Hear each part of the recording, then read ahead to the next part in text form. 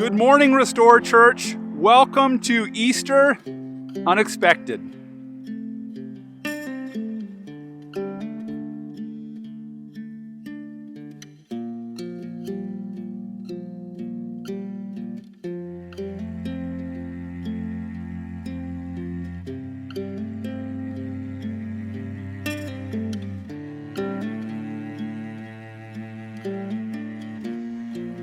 What is the worst smell that you have ever encountered?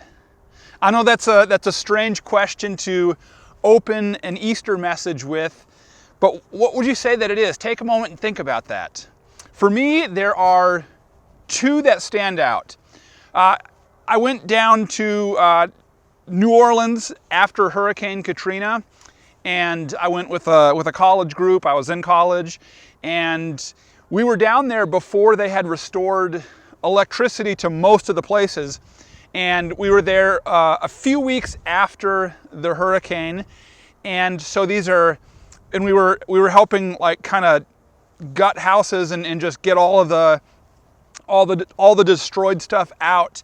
And one of the things we'd do when we'd go into a house is we would duct tape the refrigerators closed and seal them all up, because these refrigerators had been in these houses with no electricity for weeks in hot, humid temperatures, and they were full of just rotten food.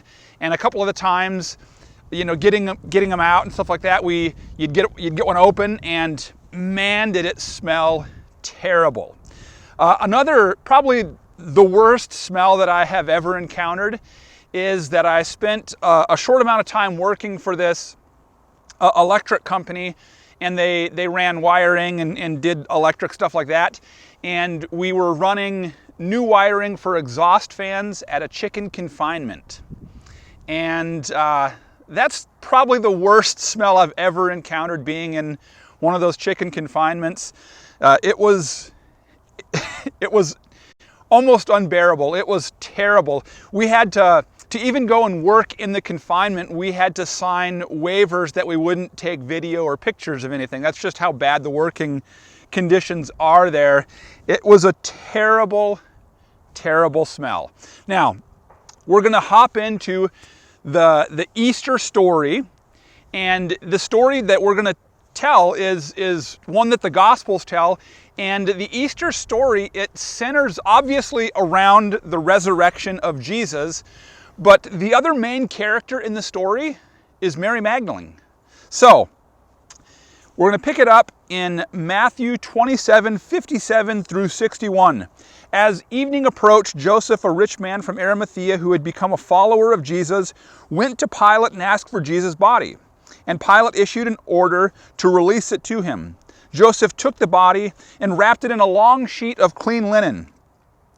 He placed it in his own new tomb, which had been carved out of the rock.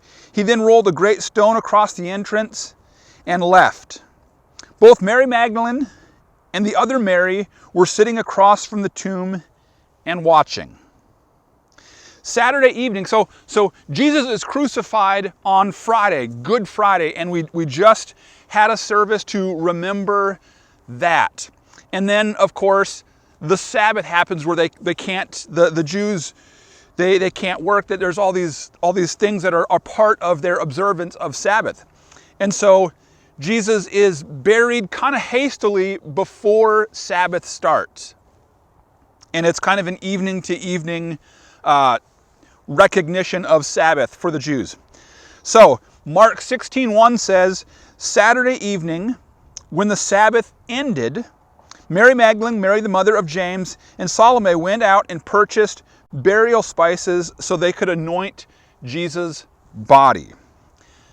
So I open with the question, what's the worst smell you've ever encountered?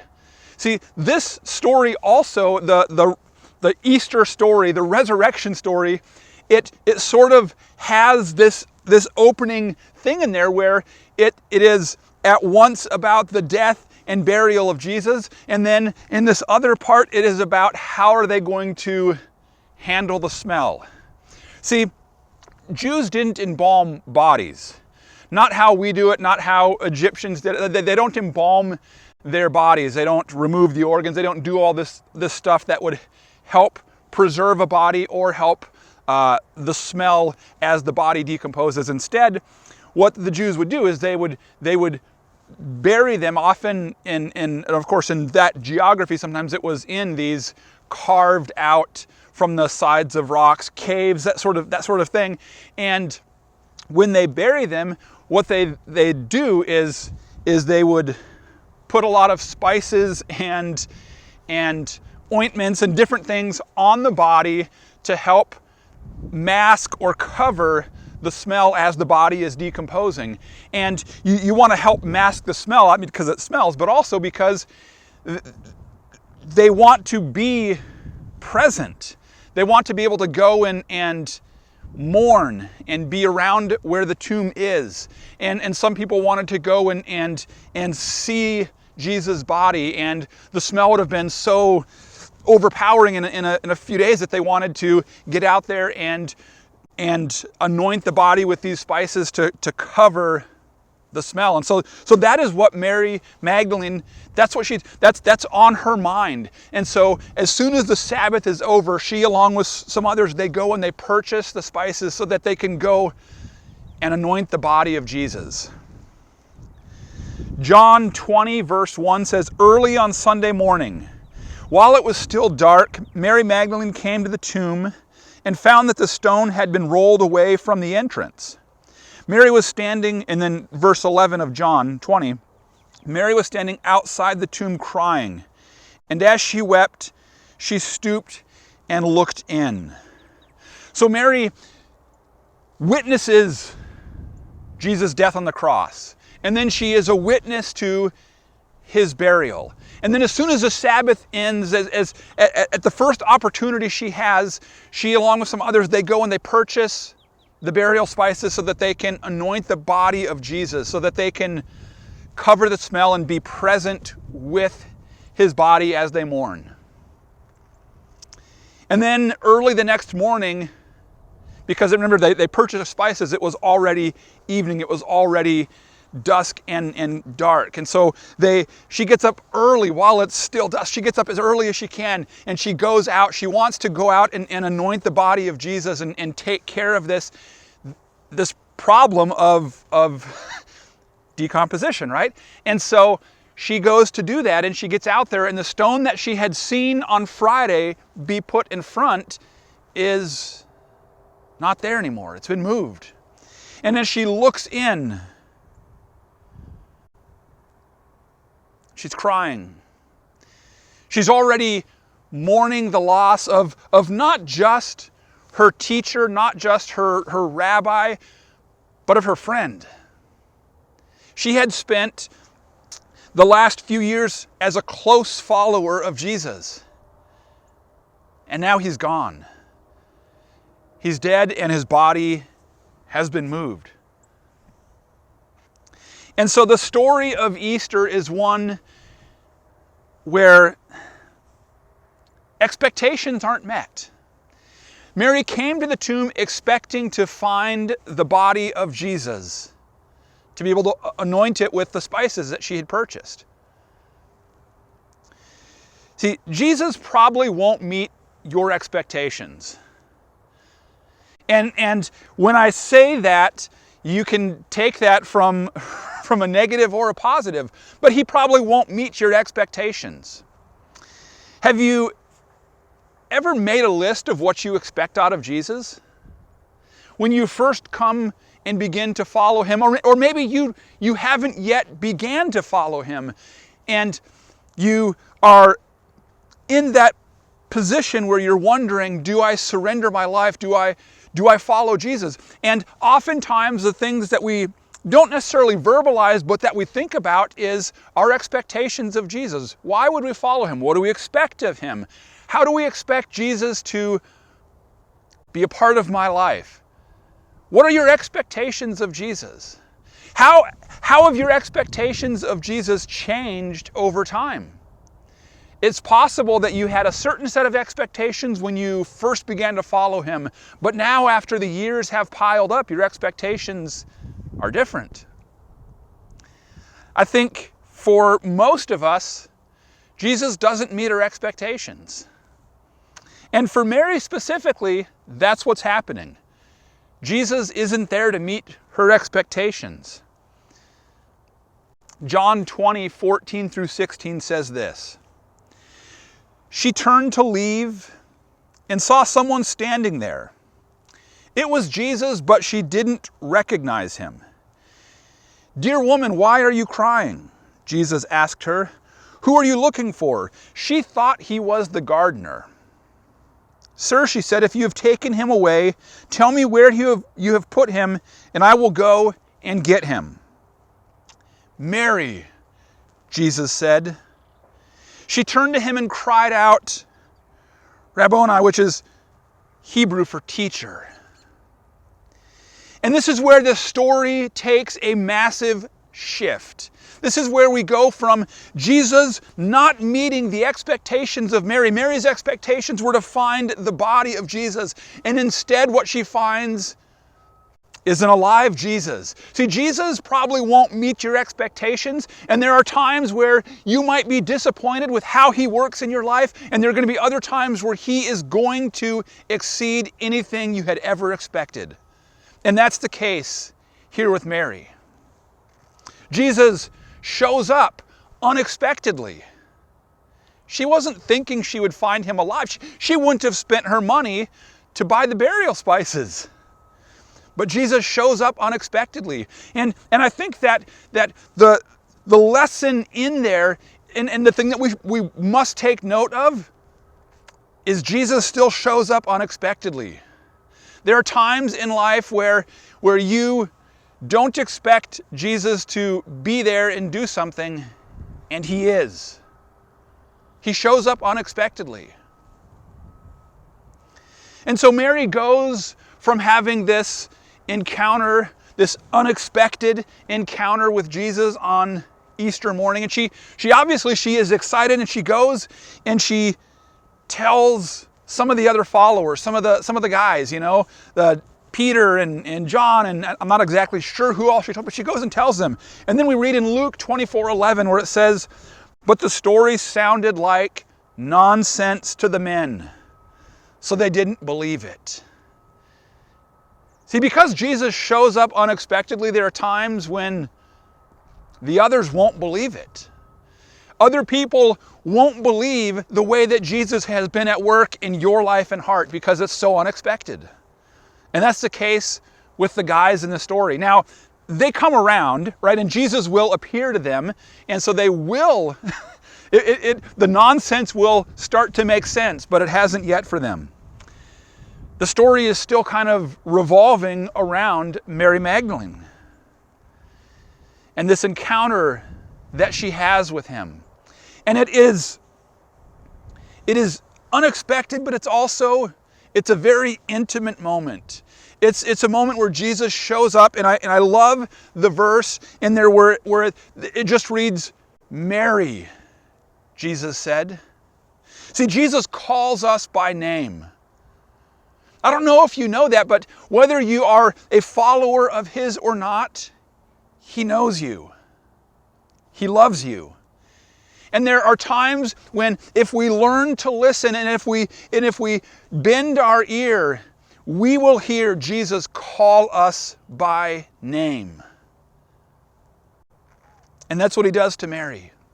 He calls her by name. Who was this Mary character, and why is Easter morning, why is so much of the story revolve around Mary? Why not one of the other disciples? Why, when Jesus first appears, why didn't he first appear to Caesar? Why didn't he first appear to somebody seemingly more important? He could have appeared to Peter, who he had said, "You're going to lead the church." Why didn't he appear to Peter first? I mean, think of the story Peter could tell. I was the first one to witness the resurrection. You guys need to follow me into this venture of this church thing because Jesus is alive and I was the first one to see him. But that's not how the story goes. See, Mark 16:9 says this, "After Jesus rose from the dead early on Sunday morning, the first person who saw him was Mary Magdalene, the woman from whom he had cast out 7 demons. The very first person, this blows my mind. The very first person to witness the resurrected Jesus is Mary Magdalene. Not some important leader, not some important one of the official disciples of Jesus, not Paul, who would go on to write most of the New Testament. No, the first person was Mary Magdalene, whom he had saved, whom he had cast out 7 demons. We don't know much about her past life. That verse in Mark is about as broad of a description as we have for her. But from that, we see that Jesus saves the unexpected. The people who we would deem least likely, those are the people that Jesus can and will and does save. I mean, and it only makes sense. What is the parable he talks about? He leaves the 99 to go find the one. Jesus saves the unexpected. The people who we don't think will ever change. The people who are so caught up in addictions, in whatever life they are leading, in the brokenness, in the mess. Those are the people that Jesus loves. Those are the people that Jesus is calling by name. And Mary is a perfect example. Jesus saves the unexpected. So much of Easter is outside of how we would have written the story. So much of Easter is a different narrative than what we would have come up with. And Mary is the first to see Jesus. John 11:25 says, this is Jesus speaking. It says, I am the resurrection and the life. Anyone who believes in me will live even after dying. And then Hebrews 9:27 through 28 from the Message says, everyone has to die once, then face the consequences. Christ's death was also a one-time event, but it was a sacrifice that took care of sins forever. And so when he next appears, the outcome for those eager to greet him is precisely salvation. Jesus saves the expecting. See, Jesus is at work and he is calling to himself. He is leaving the 99 to go find the one, those who we least expect. He's going after them. He's calling them by name. But he also saves the expecting. He also saves those who are turning to him, those who are eagerly awaiting his return, those who have come to him and recognized him at Good Friday as having died for their sins, and those who come to him on Easter morning having recognized that through the power of the resurrected Jesus, he can forgive them and save them. Jesus saves the expecting. Easter, the story, it's complicated. It's different. It doesn't follow tradition. A woman who comes from a demon-possessed past is central in it. The story is very unexpected. His closest followers weren't expecting him to rise from the dead. But he did. And so we celebrate. And so today I invite you to, for a time, set aside some of the expectations you may have of Jesus. Set aside some of the preconditions and simply come, simply listen to him call you by name, and simply recognize him and believe in him as the resurrected Jesus. It's Easter, and the story is unexpected.